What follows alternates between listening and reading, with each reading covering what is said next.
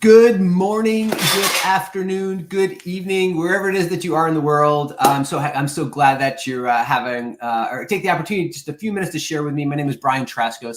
I am the Director of Education here at the Somatic Coaching Academy. And if you haven't had a chance to like us yet on LinkedIn, Facebook, YouTube, and all the other places that our streams show up, please do that so that you get regular notifications about when we're going to pop on here and do these little micro trainings.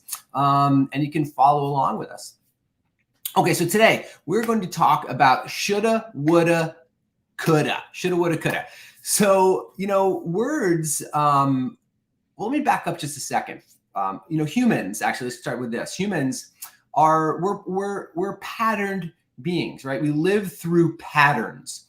And all patterns have four basic elements: sensations, thoughts, words, and actions. Okay, now the sensations and the thoughts part of patterns are very internally focused. Like, I can't feel your sensations and I can't think your thoughts. But the upper two levels of that, the words and the actions, are observable from someone from the outside. So I can hear your words and I can see your actions. So it's kind of like an iceberg. Like, patterns, there's a top part of it that we can see in other people and in the world around us. And there's a bottom part of it that's really hidden within each one of us. So sensations, thoughts, words, and actions. So today we're going to tap into that word aspect. So think about the words should, would, and could. And so these words are vibrational because everything in the universe is vibrational, right? We know that because of the natural law of vibration. Everything vibrates. And when we say everything vibrates, we mean everything vibrates. That means words themselves have a vibrational frequency associated with them. Now, the interesting thing about becoming more aware of what we have going on internally is by observing our own stuff externally. Because remember, it's like an iceberg.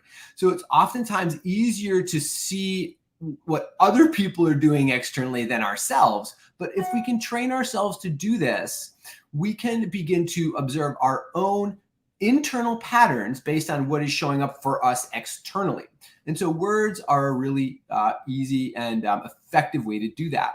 So think about the words should, would, and could. So this cluster or grouping of words belongs to something we call the ought self. So something I ought to do. And this is actually fairly low down in our brain functionality. On the bottom of this is like the have to, like I have to do something. I have to do it. If I don't do it, I'm going to die. There's like desperation in our experience. If we either we have to have it or we have to get away from it.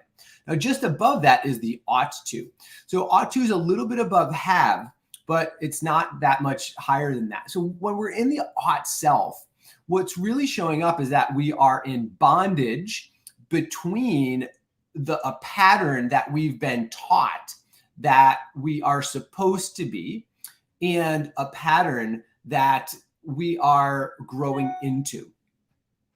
And so these two aspects are kind of at war when we are in the should, would, and could categories. So when we just by even mentioning the word should, so I should do this, I should do that, I should take a walk, I should do more work, I should lose a few pounds, I should change my clothes, I should brush my teeth, I should. Whenever we even utter that word, it's really a moniker that we are stuck. Just mentioning keeps us stuck. Even mentioning that we shouldn't be saying shoulds keeps us stuck. And so we have to really pay attention to what's happening. And our energy is really just standing still when we're in that place.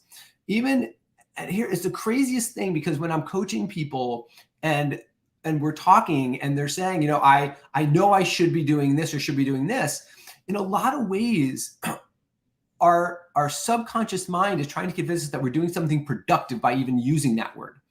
And we're using that word in order to move ourselves through or over something. When the fact is, even using that word at all keeps us stuck, keeps us held in place. And it's really through an internal sense of shaming. We're really shaming ourselves when we're saying, I should be doing this, but I'm doing that instead.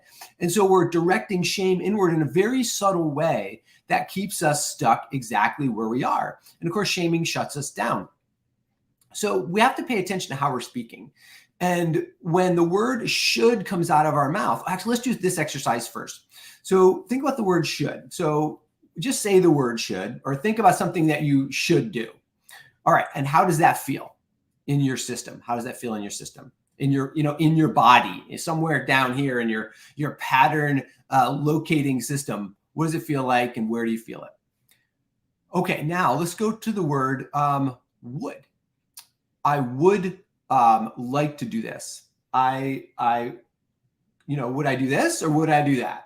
Would I mow the lawn, or would I rake the leaves? Or would I mow the lawn, or would I go to a movie? Or what would I do? So kind of think about the word would, bring that into something into your internal processing, and how does that feel in your body?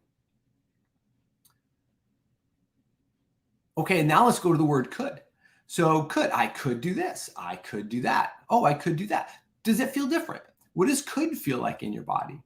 So I don't know what this feels like for you, and I'd love to see some in the chat, like how this is feeling for people. But for me, it kind of feels like a boom, boom, boom sort of thing. So like should feels boom, like I really feel stuck and locked around that in my body. I feel this internal compression, and like a vortexing inward of shame, like we talked about. Now, would feels like a little bit lighter than the should. And the could feels even a little bit lighter than that, right? Because the could is actually still, now I'm like, oh, there's possibilities here. But here's where we get stuck with this could, by the way, folks, we really have to pay attention to this, because as long as we're using should, would, or could, we're still coming from the ought self. We're still coming from a perception of a pattern that we're supposed to be. And when we're coming from that pattern, we actually can't see effectively outside of it. Anything outside of the pattern is still blurry. So even the thing that we're thinking we could do isn't really outside of that ought self pattern very far. And that's where I really want to impress upon people. So is it better to use could, would than should? Sure. Look at walking ourselves up the scale. But let's also be really clear that in order to move outside of that, we have to really evolve beyond the out self. So we've talked about how this feels somatically in our systems. We've talked about how words are actually visible aspects of what's going on internally, energetically for us with our internal patterns. Now, another thing that people do when they start shoulding on themselves, and they're like, I should do this and I should do that. They go, oh, I'm not supposed to say that. I shouldn't say should. Okay, so actually we're doubling up right there, but we notice it and we try to change it right away. We try to change our language right away. And what I would recommend here is just slow down. Just slow down for a moment. When you slow down, ask yourself, just stop and listen to the should, and ask yourself, who is the ought self that wants to be heard here? Who is the ought self that wants to be heard? And is the ought self trying to protect us from something, real or imagined? Until we get that information, until we understand that piece of it, we really can't effectively shed and move beyond the ought self. So we have to just kind of slow down for a second.